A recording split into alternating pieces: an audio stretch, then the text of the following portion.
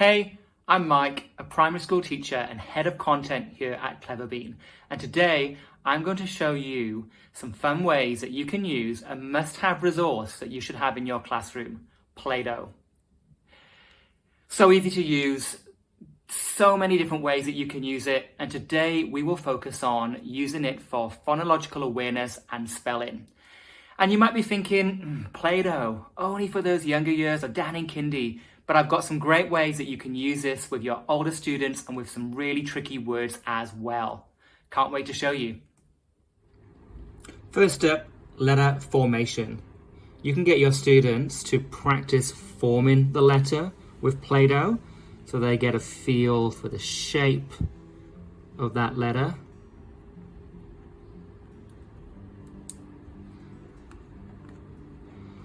Once they've matched the letter formation, they can then use their finger to practice how they would write that letter.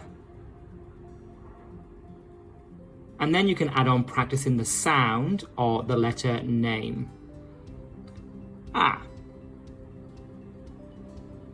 K, letter A, letter C. Next, you can use Playdoh to practice recognizing phonemes. First of all, you can use them as sound buttons, so the student press down when they hear the sound. K, A, T, cat.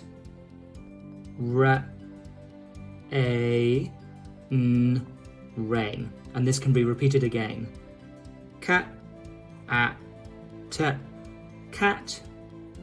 R, A, N, rain.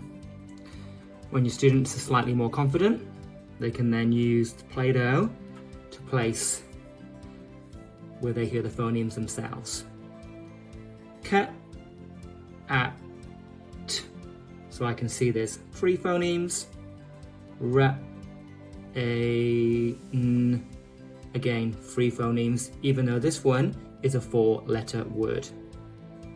Next up, we can use Playdoh to distinguish between short sounds and long sounds. For this activity, I'd have some small little dots ready and then some longer like sausages. These will represent your short sounds and these will represent your long sounds. So in the word say, for example, I can see s, a short sound and a long sound. This again will help your students to see that there are digraphs in English spelling and that 2 letters can make up 1 sound. Let's try with another word. T, e, l. Again, I've got a short sound, t, a long sound, l, and a short sound, t, l, tail. Next, we'll explore syllables. So for this activity, I've got some larger sound buttons that I can use again, and I've also got some longer sausages that I'm going to use for marking in a second and a pen ready to write. So first of all, get your students to identify how many syllables there are in the word. Baby, they can place a sound button down where they hear the syllable, and then they can practice saying that again. Baby. Idea. I can hear 3 syllables. Again, I can practice idea. You might also then want to get your students to separate or mark out where the syllables are so they can start looking more closely at the spelling of some of these sounds. So in baby, I can hear the syllable separation is there. And then you can say to them things like, well, what do you notice about the first bay, the A sound here? Just using the A. And baby, what do you notice about this sound on the end here? And again, the same with idea. Idea. And if I mark out the syllables, again, you can get them to really think about how some of these different sounds are spelt. ID, what do you notice about the E sound in this one? If your students are feeling more confident, you can then take the words away and get them to start doing some writing. So again, you can say the word baby. They can mark out the syllables. Baby. B, and then they can try to write the word using that knowledge. You may be thinking so far, oh wow, this is all great for my younger grades, but Playdoh, let's use it up in the older grades and really look at helping students with some of those trickier spellings. So again, I'm going to use these to identify the syllables, and I might give my students a word confident. They can place down the number of syllables first. Confident. Again, they can check it by using it as a sound button. Confident. And then they can have a go at spelling that word. So I've got confident.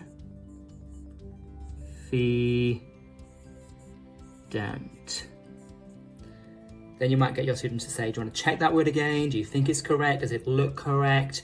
And if they're struggling, you might say to them, well, I want you just to focus on the third syllable. You've got con correct, you've got fee correct, but this last one, what other way might I write dent or confident? And again, they can just give it another go. And then when they get it correct, obviously they'll feel pretty good about themselves, but they're really focusing in on just one part of the word that they're struggling with rather than the whole word. And you can extend this then up to words that have got 4 syllables and so on to really help students think about each part of that word.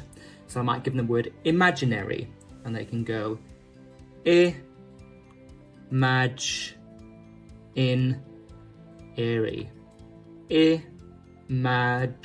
In-airy. And then again, they can give it a go at writing.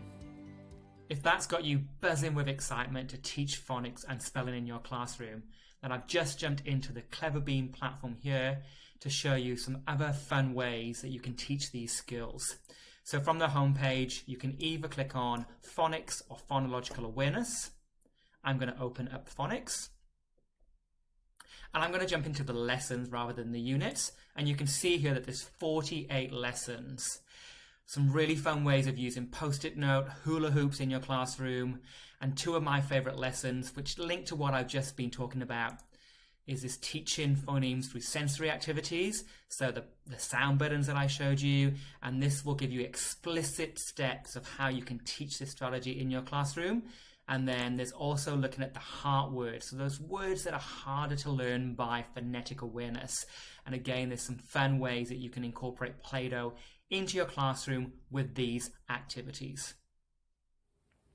So I hope that gave you some really practical ways that you can use this awesome resource Playdoh in your classroom. So easy to use, not expensive to buy, and students will love it because it's really easy for them to amend mistakes and to learn from it in such a fun and practical way. I hope you have as much fun as I do with Playdoh in your classrooms.